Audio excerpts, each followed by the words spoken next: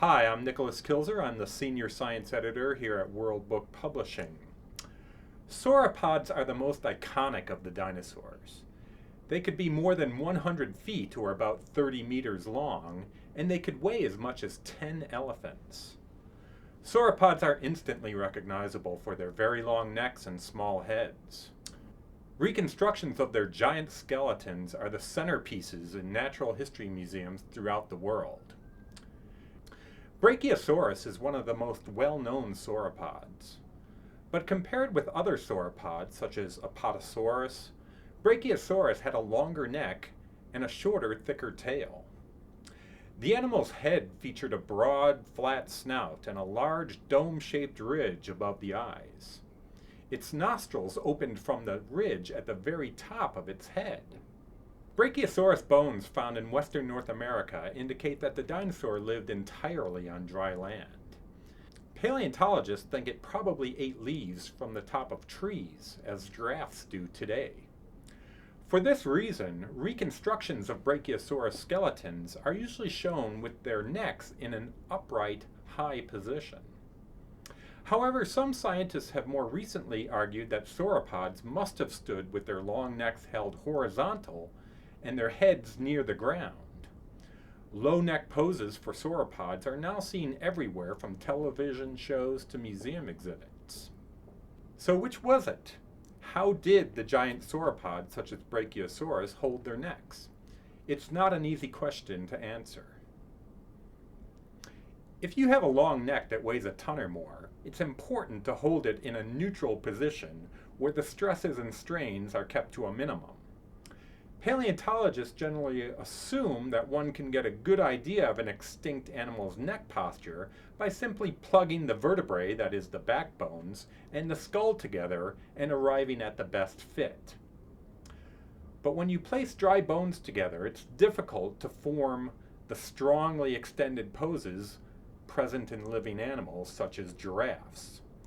This is because there are other tissues involved. For example, between each neck bone or vertebra, there are discs of cartilage which don't preserve in the fossil record. So the way the bones fit together in the fossil skeleton might not show exactly how the animal held its neck in life. Now, many paleontologists think sauropods used their necks like giraffes do today. They reached up high into the trees, munching leisurely on the forest canopy that was out of reach for other plant-eating dinosaurs. But other scientists argue that the energy expenditure of such a posture would have been so great that it would have been impossible for these huge dinosaurs to hold their necks in such a way. They point out that the animal's heart would have to pump very hard and its blood pressure would have been very, very high in order to send blood to the head. Even for such a large animal, achieving a high blood pressure like that would have been very, very difficult. Many dinosaur scientists argue that long-necked sauropods were unlikely to have had a heart that was big enough to enable them to feed vertically for much of the time. These scientists believe it makes much more sense if the animal held its head out straight and level with its body, or even lower.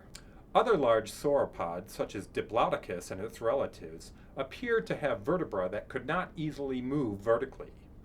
These huge animals probably had a backbone more like a huge horizontal beam that supported the weight of their body.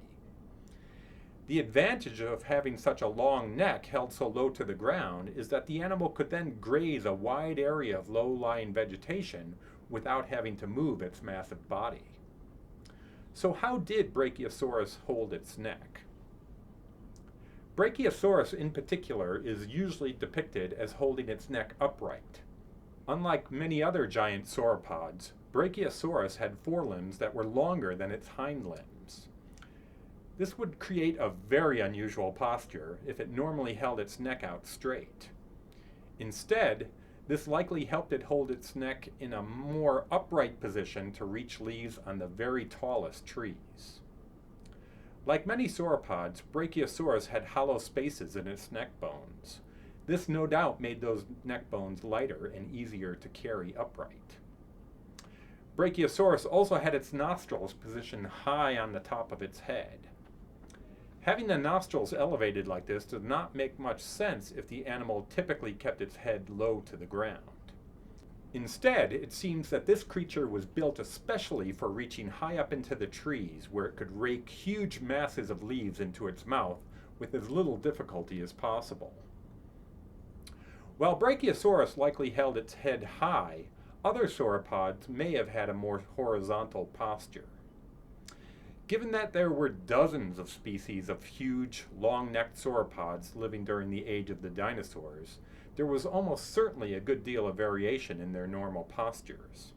Such variation existed because different kinds of sauropods were specialized to feed on different kinds of plants, which grew at different levels. Different kinds of sauropods eating different plants at different levels helped prevent them from directly competing against each other for scarce food.